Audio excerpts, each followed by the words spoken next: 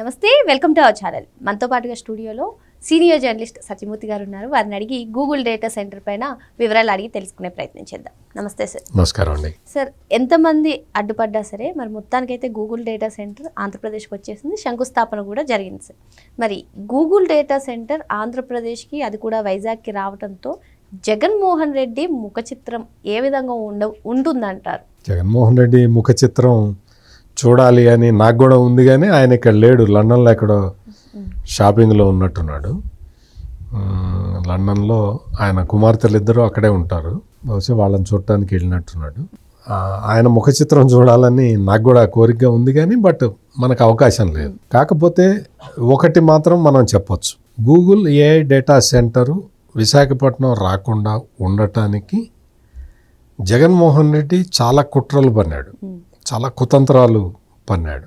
జగన్మోహన్ రెడ్డి చాలామంది మేధావుల పేరుతో సమాజంలో చలామణిలో ఉన్న వాళ్ళందరినీ ఉపయోగించుకున్నాడు. కొంతమంది రాజకీయ నాయకులు అయితే డైరెక్ట్గా వాళ్ళు గూగుల్ ఏఐ డేటా సెంటర్ గురించి వ్యతిరేకంగానే వాళ్ళు క్యాంపెయిన్ చేశారు. డేటా సెంటర్ అంటే ఏం లేదు, అది పెద్ద గోడౌను, ఆ గోడౌన్లో వాచ్మెన్ ఉద్యోగాలు తప్ప ఏమి ఉండవు అని వైసీపీ నాయకులు విపరీతంగా ప్రచారం చేశారు. ఈ రోజున ఆంధ్రప్రదేశ్ ఆంధ్రప్రదేశ్ ఒక్కటే కాకుండా దేశం మొత్తం కూడా గర్వించదగ్గ స్థాయిలో మీకు గూగుల్ క్లౌడ్ అక్కడ స్టార్ట్ అయిపోయింది. అక్కడి నుంచి సబ్సీ కేబుల్స్ ద్వారా 12 దేశాలకి కనెక్ట్ అయి ఉంటుంది విశాఖపట్నం. దీంతో చాలా రెవెన్యూ జనరేట్ అవుతూ ఉంటుంది. ఈ జనరేట్ అయిన రెవెన్యూ ఒక ఆంధ్రప్రదేశ్కే కాదు కదా, మొత్తం భారతదేశం మొత్తానికి ఉపయోగపడుతుంది. ఇటువంటి ఒక అతి గొప్ప ప్రాజెక్టు రావటం ఒక్కటే కాదు, రాబోయే యుగం అంతా కూడా ఏఐ టెక్నాలజీకి సంబంధించింది, ఆర్టిఫిషియల్ ఇంటెలిజెన్స్కి సంబంధించిన యుగం రాబోతూ ఉన్నది. అట్లా ఫస్ట్ మూవర్ అడ్వాంటేజ్ అనేది చంద్రబాబు నాయుడు కాన్సెప్ట్. ఐటీ రంగంలో ఫస్ట్ మూవర్ అడ్వాంటేజ్ని తీసుకున్న చంద్రబాబు నాయుడు హైదరాబాద్ని ఏ విధంగా తీర్చిదిద్దాడో మనం చూసాం. Proof of concept, Chandrababu Naidu చెప్తున్న మాటలకి proof of concept Hyderabad. Information technology అంటే తెలియని రోజుల్లో, దాని గురించి చాలామంది ఎగతాళి చేస్తున్న రోజుల్లో చంద్రబాబు నాయుడు తీసుకొచ్చి హైదరాబాద్ సిటీని ఐటీ హబ్గా మార్చటం అనేది ప్రూఫ్ ఆఫ్ కాన్సెప్ట్. ఈ రోజున చంద్రబాబు నాయుడు చెప్తున్నది ఏంటి, ఆర్టిఫిషియల్ ఇంటెలిజెన్స్కి ఆ డేటా హబ్గా నేను ఆంధ్రప్రదేశ్ని మారుస్తాను అని ఆయన చెప్తూ ఉన్నాడు. దీనికి ప్రూఫ్ ఆఫ్ కాన్సెప్ట్ హైదరాబాద్ ఉన్నది, సైబరాబాద్ మన కళ్ళ ముందరే కనపడుతూ ఉన్నది. ఈ రోజున ఈ డేటా సెంటర్ అనేది, డేటా సెంటర్లు రావటం పెద్ద గొప్ప విషయం కాదు. ఎందుకు అంటే డేటా సెంటర్ల వల్ల పర్యావరణానికి విఘాతం కలుగుతుంది, అందుకని ఏ దేశాలు తీసుకోవట్లేదు, అందుకు మన దేశానికి వచ్చింది అని చెప్పే మేధావులు కూడా ఉన్నారు. వాళ్ళే మళ్ళీ ఈ క్రెడిట్ మాదే, మేమే తీసుకొచ్చామని చెప్తారు. మీకు డేటా సెంటర్ వల్ల ఉష్ణోగ్రతలు పెరుగుతాయి, నీటి వినియోగం ఎక్కువ అవుతుంది, లేకపోతే ఇటువంటి విషయాలన్నీ తెలియని విషయాలు కాదు, కానీ వాటికి రెమెడీస్ కూడా ఉన్నాయి, వాళ్ళు చేస్తూ ఉన్నారు. అవన్నీ చేస్తారు. ఏదైనా సరే ఓ చిన్న ఫ్యాక్టరీ పెట్టినా కానీ పొగ వస్తుంది, ఆ పొగ వల్ల వాతావరణం కలుషితం అవుతుంది. ఫ్యాక్టరీలన్నీ మూయించేద్దామా? అట్లా మూయించాలంటే ముందర ఏమి మూయించాలో తెలుసా? సిమెంట్ ఫ్యాక్టరీలు మూయించాలి. జగన్మోహన్ రెడ్డి సిమెంట్ ఫ్యాక్టరీలు అన్నీ మొత్తం మూయించాలి. ఎందుకంటే సిమెంట్ ఫ్యాక్టరీలు the most polluting industry in ఎక్కడైనా సరే. మరి మూయించేద్దామా? భారతీయ సిమెంట్ని వీటిని అన్ని మూయించేద్దామా? అందుకని దానికి ఆ ఎఫ్లూయెంట్ ట్రీట్మెంట్ ప్లాంట్లు పెట్టుకోవాలి. అట్లాగే డేటా సెంటర్లకు సంబంధించి కూడా ఒక కూలింగ్ సిస్టము, దానికి సంబంధించిన వ్యవహారాలు, ఇవన్నీ కూడా జాగ్రత్తలు తీసుకుంటారు. నీకు artificial intelligence data center Vizag రావటంతో దీని ఆధారంగా గూగుల్ వచ్చేసిన తర్వాత ఇప్పుడు మెటా వస్తున్నది, తర్వాత రిలయన్స్ వచ్చేస్తూ ఉన్నది. రిలయన్స్ వాళ్ళు డిక్లేర్ చేశారు, మేము గూగుల్ కన్నా మేము ఎక్కువ పెట్టుబడి మేము పెడతామని చెప్పి. గూగుల్ ఇప్పుడు 1 గిగావాట్ డేటా సెంటర్ పెడితే మేము 1.6 గిగావాట్ డేటా సెంటర్ పెడతామని వచ్చేస్తూ ఉన్నారు.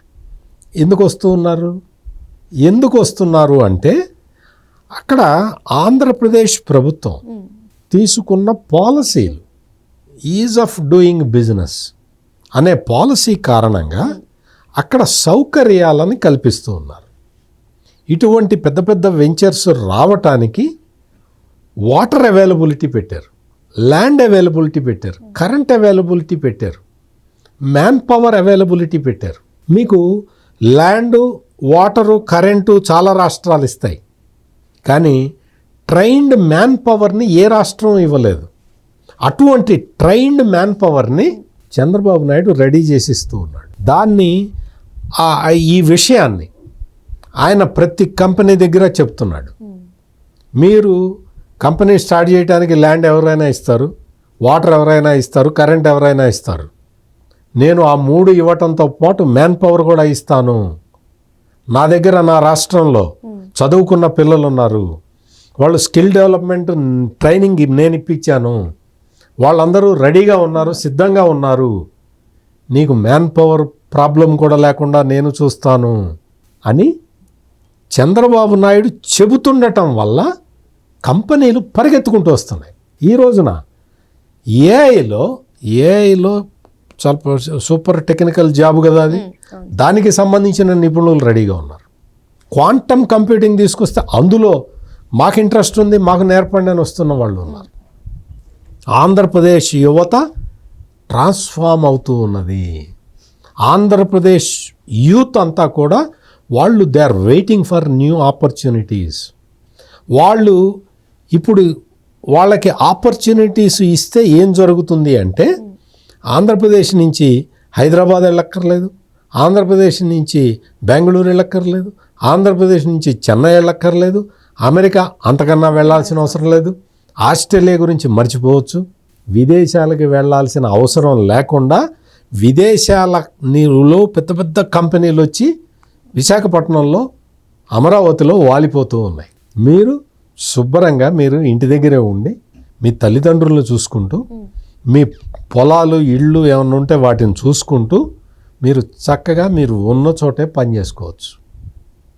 దానికి కావాల్సిందల్లా మీకు స్కిల్ డెవలప్మెంట్. ఆ స్కిల్ డెవలప్మెంట్ని తీసుకుంటున్నారు, వాళ్ళు చక్కగా లైఫ్లో సెటిల్ అవ్వటానికి వాళ్ళు ప్రయత్నం చేస్తూ ఉన్నారు.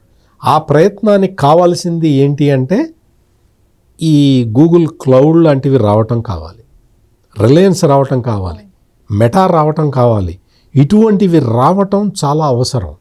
ఇటువంటివన్నీ వచ్చిన తర్వాత, ఇటువంటివన్నీ ఇప్పుడు వస్తూ ఉన్న తర్వాత, ఇప్పుడు ప్రస్తుతానికి అమరావతిలో సివిల్ వర్క్స్ భారీ ఎత్తున జరుగుతున్నాయి. దాదాపు 20 నుంచి 30 వేల మంది రాత్రింబగళ్ళు పనిచేస్తూ ఉన్నారు.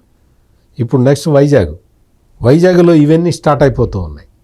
మీకు సివిల్ వర్కర్సు, కన్స్ట్రక్షను, సివిల్ ఇంజనీర్లు ఎంతమంది కావాలో మీరు ఆలోచించండి. అందుకనే చంద్రబాబు నాయుడు చెప్తున్నది, ఇప్పటి వరకు మైగ్రేషన్ చూసాం, ఇక్కడి నుంచి రివర్స్ మైగ్రేషన్ చూస్తామని చెప్తూ ఉన్నాడు.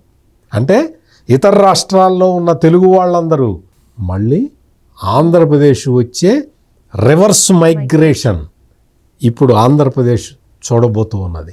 ఇప్పటికే చూస్తూ ఉన్నారు. ఎక్కడి నుంచో బీహార్ నుంచి, వెస్ట్ బెంగాల్ నుంచి వచ్చిన వాళ్ళు, ఆ కూలీలు, కన్స్ట్రక్షన్ లేబరు, వాళ్ళందరూ పరిగెత్తుకుంటూ అమరావతి ఎక్కడుందని వచ్చి వాళ్ళు అక్కడ ఉపాధి పొందుతూ ఉన్నారు. మొత్తం ఇంజనీర్స్ మీరు చూడండి, అమరావతిలో సివిల్ ఇంజనీర్స్ అందరూ తెలుగు వాళ్ళే, ఆంధ్ర పిల్లలే, అక్కడ వాళ్ళే, లోకల్ వాళ్ళే. అంటే రేపొద్దున విశాఖపట్నంలో ఉత్తరాంధ్రకి సంబంధించిన ప్రతి బిడ్డకి అక్కడ రెడీగా ఉద్యోగం ఉంటుంది. రెడీగా మనం చేయాల్సిందల్లా చదువుకోవాలి, టెక్నికల్గా మనం సౌండ్ కావాలి, అదే మనం చేయాల్సింది. చేస్తే మన పిల్లలందరికీ కూడా అక్కడ అద్భుతమైన భవిష్యత్తు ఉండబోతూ ఉన్నది. అందుకనే జగన్మోహన్ రెడ్డి బోర్న ఏడ్చిన వైఎస్ఆర్ కాంగ్రెస్ పార్టీ నాయకులందరూ వాళ్ళ నీచ బుద్ధిని ప్రదర్శించిన, మేధావుల పేరుతోటి ఉన్న వాళ్ళు ఈ డేటా సెంటర్ గురించి చెడుగా వ్యాఖ్యానాలు చేసిన, కోర్టులకు వెళ్ళిన, కేంద్ర ప్రభుత్వానికి ఫిర్యాదులు చేసిన, మీరు ఇక్కడికి రావడానికి వీల్లేదు అని లెటర్లు రాసిన, వీళ్ళు ఎన్ని ప్రయత్నాలు చేసినా విశాఖపట్నం ఈ రోజున ఏఐ ఆర్టిఫిషియల్ ఇంటెలిజెన్స్ సిటీగా కన్వర్ట్ అయిపోయింది. ఇది వాస్తవం. ప్రూఫ్ ఆఫ్ కాన్సెప్ట్ ఉన్నది, ఫస్ట్ మూవర్ అడ్వాంటేజ్ ఉన్నది. ఈ రెండు కలిపి ఈ రోజున ఆంధ్రప్రదేశ్ అనేది మొత్తం ప్రపంచం మొత్తం చూస్తూ ఉన్నది. అందుకనే చాలామంది మనం ఎక్కడికి వెళ్ళాలా అని గూగుల్లో వెతుక్కుంటారు. గూగులే వెతుక్కుంటూ విశాఖపట్నం వచ్చింది.